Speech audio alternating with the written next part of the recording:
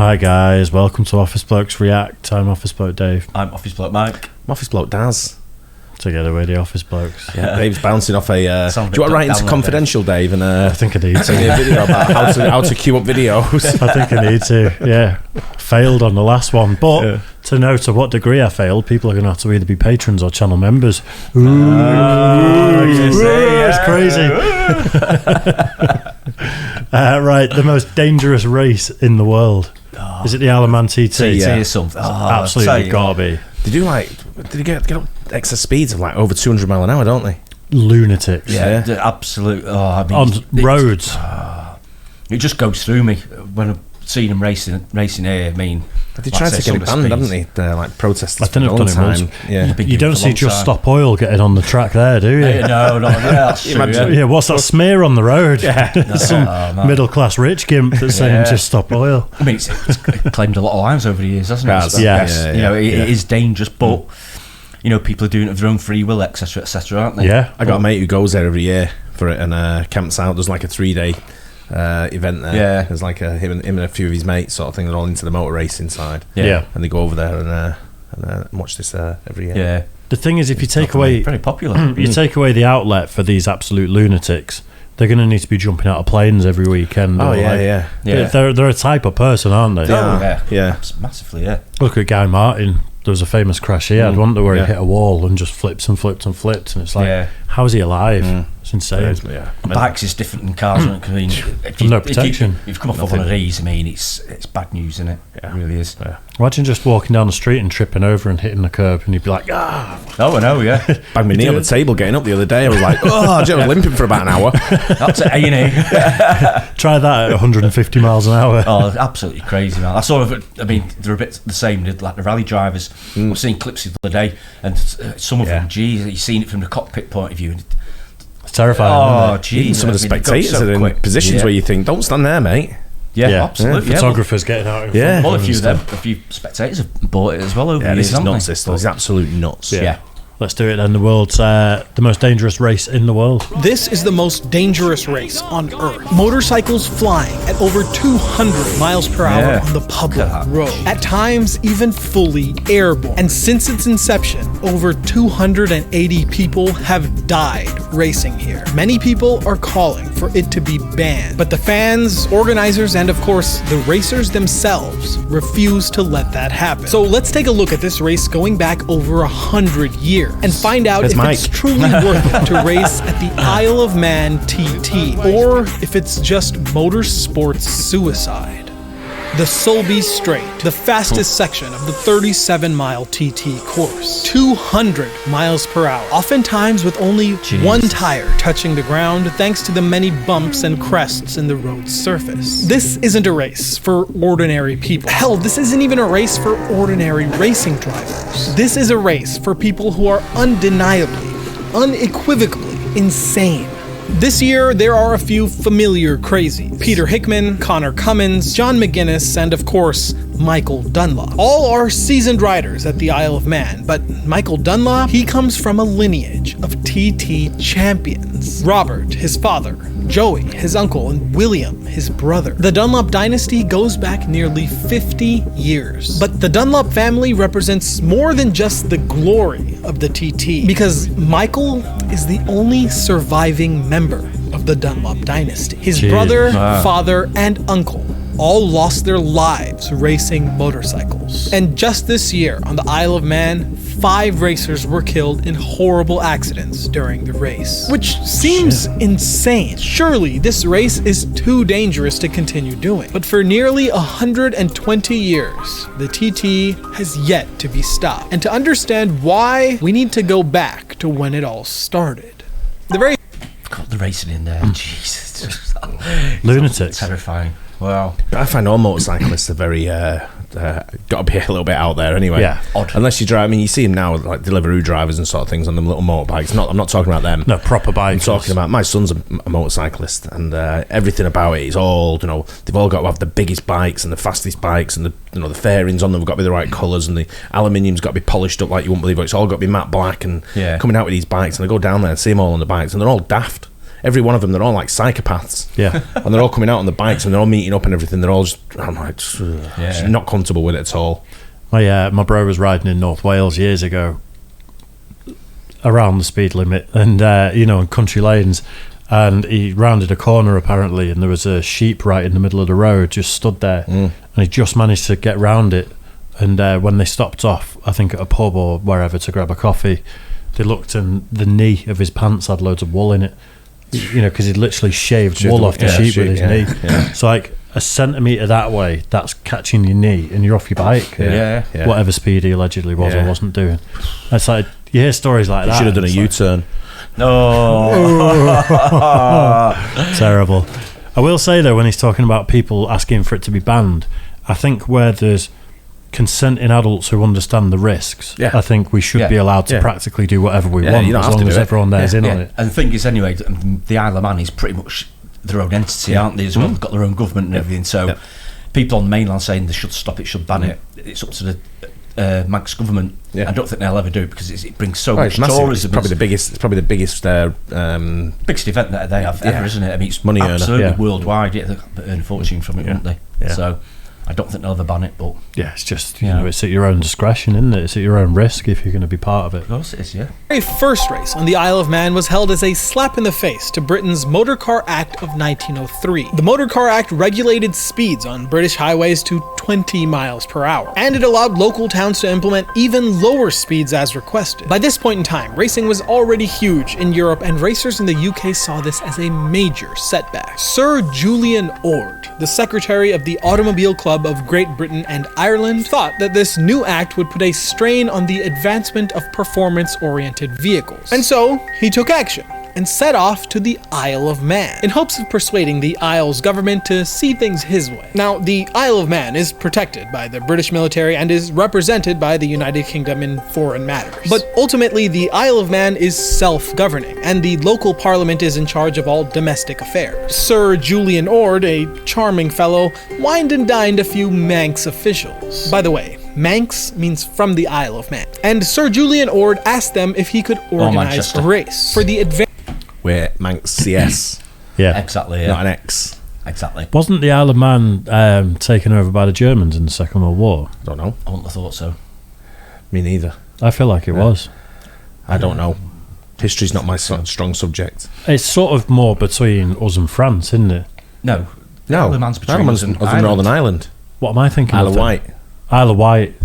Or Channel Islands. Or the Channel Islands. No, it's one of the big ones. I think it's the Isle of Wight, possibly. Isle of Wight's right off the coast of Southampton. Yeah, I think that's what I'm thinking of. Isle of Man's up off the coast of like Morecambe. I'm confusing the two. Yeah, okay. Why do that where it's not sunny then, up near Morecambe where it's grim? That's what you want. You want rain and sleet and snow when they're racing at 200 mile an hour. What else could go wrong? Even more dangerous. Yeah, exactly. Advancement of the British motor car, of course. The Manx authorities were happy to host this race and be part of the progress of the British automobile. So in 1904, the very next year, the Highways Act of 1904 was passed, and it allowed the Isle of Man to set up a 52-mile course for the Gordon Bennett car trials of 1904. That's right, the first races on the Isle of Man were car races, and the trials were a screaming success. Clifford Earle won the first event, doing 5 laps in 7. He looked like the guy that should win that race. Screaming success. Clifford Earle. Pulls up next to girls in that going. Hello, ladies. Won the first event, doing 5 laps in 7 hours and 26 minutes. And he won it again the very next year in 1905, having done 6 laps in 6 hours and 6 minutes. But by this year, people wanted more. More speed, more excitement, more danger. And so it was in this year that motorcycles were first introduced, competing the day after the cars race. It was called the International Motor Car Cup Race. But funny enough, bikes back then weren't quite like bikes now. Most of them didn't have enough power to get up the steeper sections of the course. And so they had to restructure the entire course to account for these low-power two-wheeled racers. This new abridged route allowed the first winner, J.S. Campbell, to finish the course in 4 hours and 9 minutes. A blisteringly fast result for the time, and his bike only caught fire once. People absolutely loved the motorcycle racing. So much so that by January of 1907, it was proposed that motorcycles should headline their own event at the Isle. Both the racers and organizers were on board, so they whipped up some new guidelines. They would host two classes: single-cylinder machines that averaged 90 miles per gallon and twin-cylinder machines that averaged 75 miles per gallon. On top of that, they required regulations for saddles, pedals, mudguards, exhaust silencers, but that was it. So in May of 1907, the inaugural International Autocycle Tourist Trophy took place. But if you were in the club, you called it the Isle of Man TT, and it was a smashing success. 26 people entered the event, with only 13 of them finishing, and Charlie Collier set the fastest lap in his 3.5 horsepower matchless motorcycle. And year by year, as more competitors signed up, those lap records were whittled away. By 1910, the fastest laps were in the low 3-hour range, and by 1911, the entire course was adjusted again. Now it was 37.5 miles, and it was called the Snaefell Mountain Course. And along with this new course came a new class, the Junior TT. This was open to 300cc single-cylinder bikes and 340cc twin-cylinder bikes. And it was a 4-lap race instead of the 5 laps of the senior class. But perhaps the biggest addition for this year were the grandstands along the course. Because by now, the crowds of spectators were so massive that just the lawns and sidewalks along the road weren't enough. The very first winner on the new course was Junior TT class Percy Evans, racing on a Humber motorcycle. He finished his 4 laps in 3 hours and 37 minutes, averaging about 41 miles per hour. In the senior class, Oliver Godfrey set the fastest time of 3 hours and 56 minutes riding an Indian motorcycle. So, as you can see, Sir Julian Ord was onto something when he started this race. And the Isle of Man was quickly becoming world famous with its ridiculous speeds and heroic racers. But along with those rapidly growing speeds came a rapidly growing death toll. There is a safe way to race though, and it's called a high-performance driver education event. That's why we're happy to announce that this episode is supported by RevMatch Track Days. Are you one of those squares that owns a fast car and only drives it on the street? Well, it's time for you to grow up and get to a track day. RevMatch Track Days are perfect for anyone looking to get some seat time. If you're a total novice, RevMatch will make sure you get high-quality instruction that will take you through the steps of learning your car and set you up to be safer and faster at the limit. And if you're already a track junkie like myself, RevMatch has some of the best events in the business, with tons of track time, all for way less money than the competition. If you sign up for their upcoming Midwest Track Tour in October, you'll get to race on Gingerman Raceway, Autobahn Country Club, and Blackhawk Farms Raceway all in one weekend, all for one low price. Plus, if you use the code ALBON5 at checkout, you'll get 5% off your purchase. So get off your butt and hit the link in the description, and drive that car like it was meant to be driven with RevMatch. Now, back to the video. That 1911 race was the first time that somebody died racing at the Isle of Man. Victor Surridge was killed in an accident during practice. He was attempting to overtake another racer, but ran wide and crashed into a ditch. The medics said that at the speed that he was going, he likely died on impact. This death was tragic, but like I said, it was only the first. So at the time, many saw it as a unlucky moment for the sport, a one-off tragedy. But what people didn't know at the time was that just one person dying at the TT would later be considered one of the safest weekends in its entire history. Over the years, the TT proved to be an immensely deadly race. Including that first death in 1911, 265 motorcycle racers have lost their lives on that course. Plus, it's a lot, but do you think nowadays, do you think everything we do, everyone has to put a danger stat with it? So it's like, they're trying to stop everything that's dangerous. We have no more options to live dangerously. So you can't be a jockey or a horse in the Grand National. I know the horses don't have a choice, but that's what they're bred for. Do you know what will happen if you take all the dangerous things away? What? People will just start killing each other. Yeah, like there needs to be outlets for lunatics. Yeah, there absolutely does. I agree. You can't do that. It's too dangerous, and people are going to sit there like, what do I do? They're making things safer as well, though, aren't they? Especially look like Formula One. There's not been a death in that for a long time. But you're a Formula One fan. I used to be. I can't watch it now. The cars ain't. You can't. I can hear myself now at the Formula One. Yeah, and I don't even have to put the air defenders in. Yeah, I can just turn up and watch it, and it's like zing, zing, zing. Yeah. No, so years ago, it was like, whoa, you had some big headphones on and all sound that. Sound and smells and things that's like what you that. Want. You want that. Yeah. Of course. Yeah. I get that. It's nowhere near as appealing as it used to be. F1. Yeah, I think the safety features in there.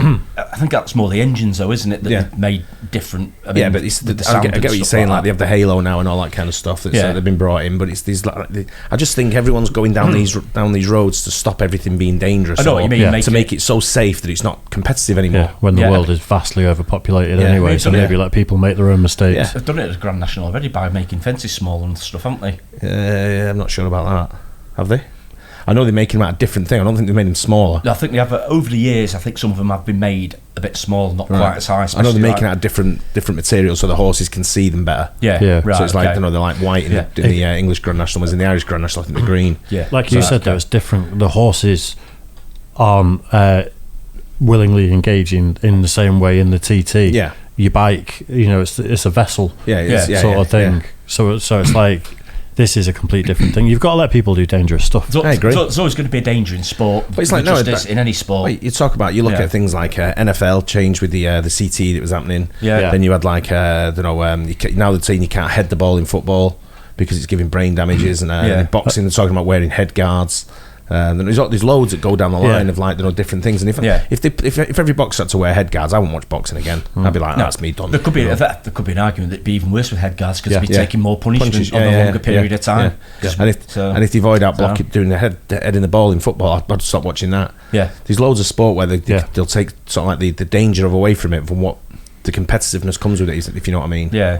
Who decides what dangerous is? Because, like you said, with boxing, if everyone wears headgear, though, and you take more punches to the head, right? People say bare knuckle boxing is safer than boxing with gloves because it's over quicker potentially.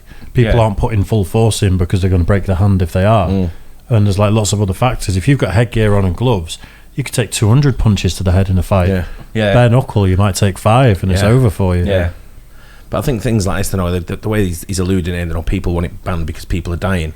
Yeah, but like you said, Dave, they're making a choice to race in this. They know the risk. Consensual grown adults that know the risk. With it, it's like if you fly and you die in a plane crash, you know the risk. Yeah. You know what could happen, but it's small, but there is a risk. Correct. There's a risk in everything, isn't there? But you just got to try and minimise the risk, and then if you're doing it of your own free will, then let them get on with it. And if it's one of them where you say, you know what, I'm not risking that. It's like, talking about racing cars at a track. I don't want to race my car at a track in case I crash it. Yeah. And then it's been an inconvenience for me. I've had to get it repaired and all that, so I just don't want to do it. I'll race their car all day long. Absolutely. Plus you have to get probably a new set of tyres as well. Exactly. That's what I'd be bothered about. Yeah, the thing is, you can't also judge everyone on the same sort of metrics. The lunatics that are out there doing this sort of stuff are not the same breed of human as the people legislating against all this sort of stuff. Yeah, exactly. Like, they are a different human. They'd probably be depressed and have to find some other dangerous activity. Otherwise, they're not going to sit in a room all day just doing nothing. They need to feel like they're on the edge of death. Otherwise, they can't live. Yeah, some people are like that. Planes in like wingsuits and stuff. Precisely, who crash into a load of cardboard boxes at the bottom. Yeah. Some people just want the adrenaline rush, don't they? Absolutely. So. Yeah, rock climbing. They're going to ban rock climbing now as well because a couple of people die. And there's so many dangerous pursuits that people love. Yeah, surfing, anything. Kill all the wild animals as well while you're at it, because people get mauled occasionally by wild animals. We need to keep everyone safe, don't we? One person was killed racing a car. 2 more racers died during parade laps. 5 racing officials have died in accidents. And even 2 spectators have been killed. And then there were the other fatal incidents that we'll talk about later. Today, in 2022, the death toll is at 280 people. Now, to be totally fair, not all of these deaths were during the actual Isle of Man TT race. Only 155 people have died during practice or actual race, but the 280 death toll figure includes the people that died during the Manx Grand Prix and Clubman TT races of the 1940s and 50s. The Manx Grand Prix was the amateur racers' version of the Isle of Man TT, and the Clubman TT was a class for production motor cars during the 40s and 50s. These classes were meant for new names to rise up the ranks, and the real stars of the sport weren't allowed to participate. Needless to say, putting total amateurs up to a grueling race like the TT ended badly for a lot of competitors. No matter how experienced you were, the TT is a race that is always knocking on death's door. The deadliest year ever, 2005, where 11 people died. The safest years? Wow. Well, since 1937, the only year where there were 0 fatalities, 1982. It's insane to think about. Anyone who attended, whether you were a racer or a spectator, knew that at least one of the people that lined up at the start line wouldn't be around at the end of the day. But that's not to say that the event organizers didn't try to make things safer. There have been numerous attempts over the years to increase safety and mitigate fatalities. But sadly, like most things today, those safety adjustments only came after tragic incidents. Frank Bateman died in 1913, and so crash helmets became mandatory from 1914 onwards. In 1927, Archie Birkin died during practice when he collided with a fish van that was just driving on the open road. So from 1928 onwards, practice sessions were held on closed public roads. In 1934, Sid Crabtree crashed in heavy fog. Organizers didn't know where he was for over half an hour until a random bystander stumbled across his lifeless body. So from 1935, they employed 2 motorcycle-riding traveling marshals that had one job: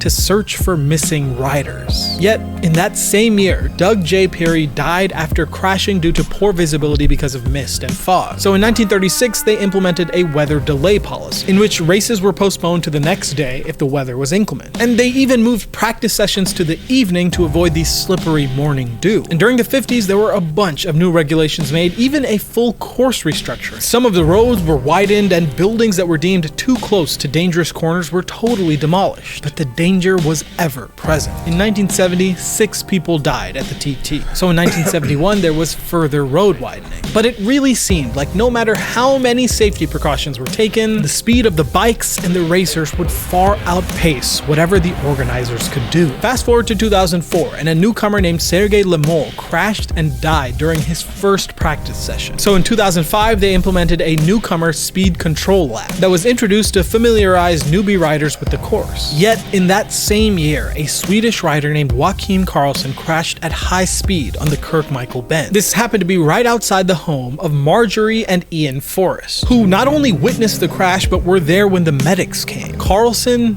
died right there in their front lawn. And the worst part was that the medical helicopter was too busy with other crashes to come pick up Karlsson's body. And so he was put into a body bag and left in the Forrest family's front lawn for 90 minutes before practice finally ended and the body could be picked up. And then there was the 2018 course car incident. A racer named Dan Neen had a horrible crash. So an official course car was sent out to go help at the scene. The course car was full, carrying police officers, and it was traveling at a high speed to get to the scene of the accident as quickly as possible. But at the same time, racers that were on the course were being directed backwards to the nearest grandstand area so they could clear the course for the officials. Steve Mercer was one of those racers. And out of the blue, the TT course car came around a bend at high speed and collided with Mercer head-on. Steve Mercer thankfully survived, but he was unconscious for 5 days, and he was hospitalized for 5 months. Through no fault of his own, Steve Mercer was yet another victim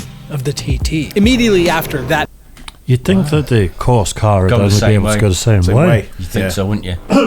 Have 2 you'd think they'd have 2 of them. So just halfway around the trap, so whichever one's closest, they'd be able to go clockwise or whichever way to go. Bad organising. It's very bad organising, that, isn't it? But everyone I know who's got a motorbike, everyone, I've had an accident. Absolutely. I don't know anyone that hasn't. Yeah. Anyone I know that hasn't only rode a bike for a year or 2 and then got rid of it. Yep. But they had minor things, but didn't get seriously hurt. Everyone else. My son's had an accident. He's only minor. Fell off it on an oil. Went round and roundabout. Someone had left spilt oil. Slipped off it. You just can't account for that, can you? No, you can't. And that's what he said. But he's one of them as well. He thinks he's in this every time he goes out anywhere. Yeah. And I'm like, what are you doing? Yeah. But you think they're invincible? Yeah. Well, they do. Used to see a lot of guys with legs missing at the pub years ago. Like they, probably similar age to you two guys. There was loads. Legless men in the pub, eh? Yeah, legless men. That accident, a new red flag protocol was put in place. Now, riders must stop and wait on the course until the accident is clear. And they can only travel in course direction accompanied by marshals front and rear. So there absolutely have been efforts to make the race safer. But sadly, almost all of these safety measures are reactive. reactive instead of proactive, and they're at the cost of the lives of hundreds of TT racers. As Sir Julian Ord predicted 100 years ago, when given the freedom, the automobile will continue to get faster and faster. And for the TT, that also meant that the race would continue to get more and more dangerous. But despite its dangerous nature and ever-increasing death toll, the Isle of Man TT continues to attract record-breaking crowds. Through the new millennium, the race has grown tremendously, and in 2019, the largest crowd yet was recorded with over 46,000 spectators. Then the race took a break for 2 years because of the pandemic. But regardless, it's proof that despite all the negative press, spectators and racers alike love the Isle of Man TT. But of course they do. What is there not to love? Every year we get to see the fastest and craziest motorcycle racers on the planet compete in a sport that is so raw, so visceral in feeling. With car racing, it's easy to see the field as just machines. But with motorcycles, each bike is seen as an extension of the rider, a living, breathing limb that racers use to perform some of the most exciting feats on the planet. Just watch the insane POV clips, the do or die Hail Mary saves, and of course the record-breaking lap times.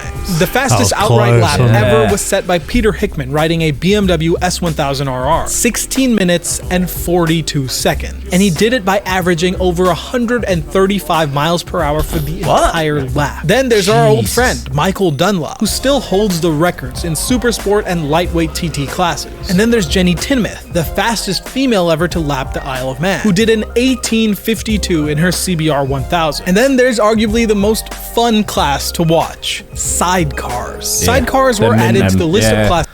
This is what I used to watch on a Saturday morning, you know, when it was on, like, watching this. This was like growing up on it, watching growing up years. Yeah, definitely. And used to think, what are they doing? I know. He's climbing out and he's climbing out, leaning over. Yeah, I know. Rolling out. It's like, geez, what are you doing, man? You only watched it in case he fell off, didn't you? Of course you did. But it's just the same as downhill skiing. Oh, yeah, exactly. Exactly. That's mental, isn't it?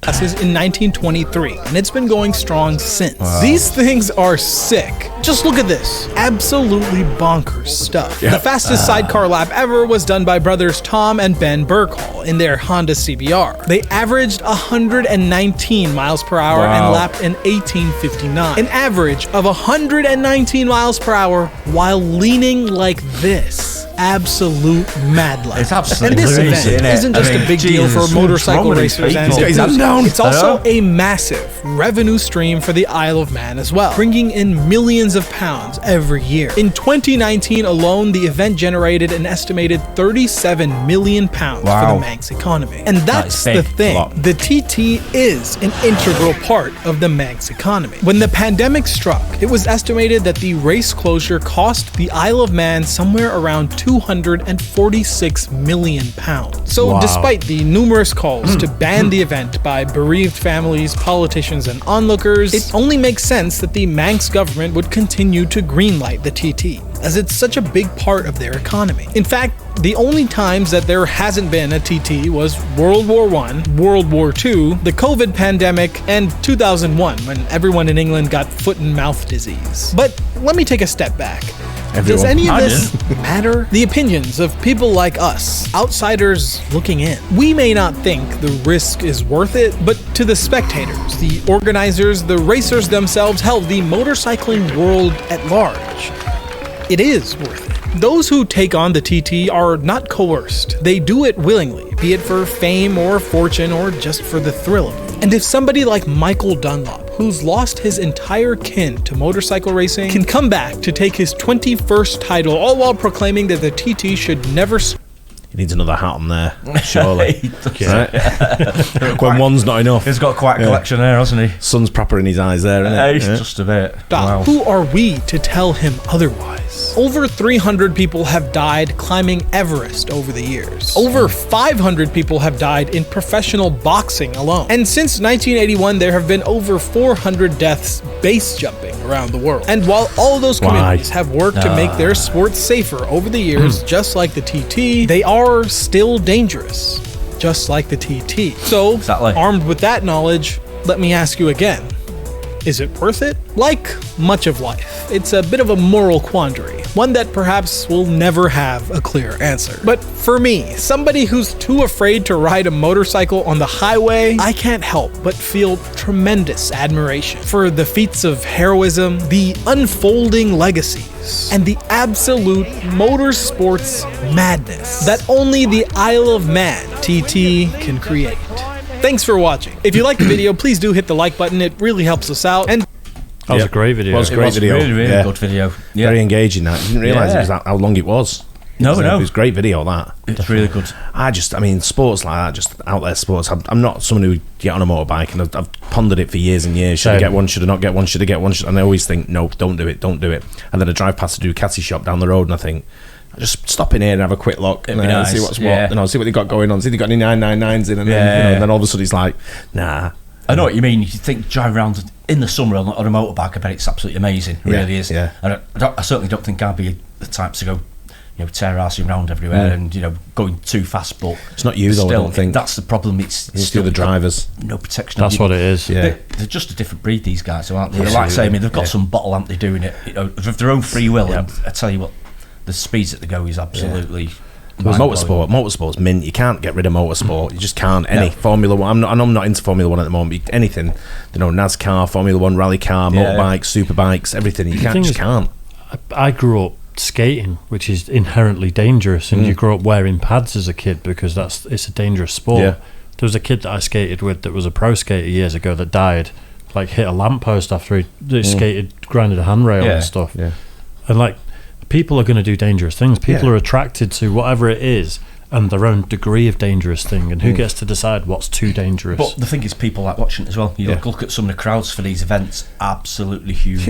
Like say you go to NASCAR, Formula One, things like that. The crowds are absolutely you can't take that away. They're on when there's that kind of money involved as well, and it's a little bit. They're industries as well, though, aren't they? You look at the people, who make the cars, engineering for them, the engines, the parts, and it's just a whole thing, isn't it? Obviously, they want to make it safe as possible because they don't want people dying, but there's an inherent risk in all of it, isn't there? Yeah. In any sport, really. Then motorbikes, the way they're going around there at 100, 200 miles an hour. And then the guy's going, that's not good enough, let's get one of them sidecars and you're going to hang off the back of it. Right? I wonder if we can get 4 of us on there. You've got to stop it from tipping over, mate. Yeah, have we got a seatbelt? Oh, no. You've got this handle. There's a well. You're going to be in a little well at the side back of it, sort of thing. And you're going to transfer every bend to go around. You need to get onto the other side to transfer the weight. Moving? Yeah. What, over 100 mile an hour? Yeah. Where do I sign up? You can have my bike. I'm on this now. Yeah. You've got to be absolutely nuts, haven't you? You are. Like you just alluded to a minute ago, though, it's not you. It's the other people on the road that are the dangerous thing. On a bike nowadays, we had that case a few years back just over there. Yeah. The guy was a motorbike instructor, been riding his whole life, and someone just took his back wheel out. And he'd lost his head, didn't he? Over here, it's also the state of the roads. Yeah. All the the potholes and everything. You got to be careful, especially on the bike. It's bad enough in a car, isn't it? Some of the potholes I've hit here where I'm like, I've done it a few times in the car. It's bad enough, but you get bikes who want to race you, and you never race a motorcycle in a car. You're never going to win that race, no matter what engine's on it. But they come up next to me. I've had Kawasaki Ninjas and stuff coming next to me, and they're revving and going away. And I just look at the guy, and when the lights change, he just goes, he's gone. And I'm like, why? I'm like, I wasn't never going to race you, mate. No chance. But gone, just a dot in the distance. Oh man, so quick, aren't they? They really are. I loved it. Similar to you, I always dance with the idea of a bike, and especially when my bro and my cousin and a load of guys were into it. It's one of them where it's like you see him on a Sunday going for a pleasure ride, and it's like I'd love to be doing it, but in reality, if you're in the States with big wide open highways, beautiful weather, and you can just cruise, and it's that whole romantic idea of a bike. Get a big Harley or something like that, big cruiser. That sounds like the best thing in the world. But here, raining, grey, slippery roads, potholes, dickheads on the road. Yeah, it's traffic. You just be miserable in the rain, freezing. Convincing yourself it's fun. It's not for me. No. Anyway, that was brilliant. It was. Really enjoyed that. Really you guys good. enjoyed it too. Don't forget, like and subscribe, and we'll catch you on the next one. Cheers. Guys.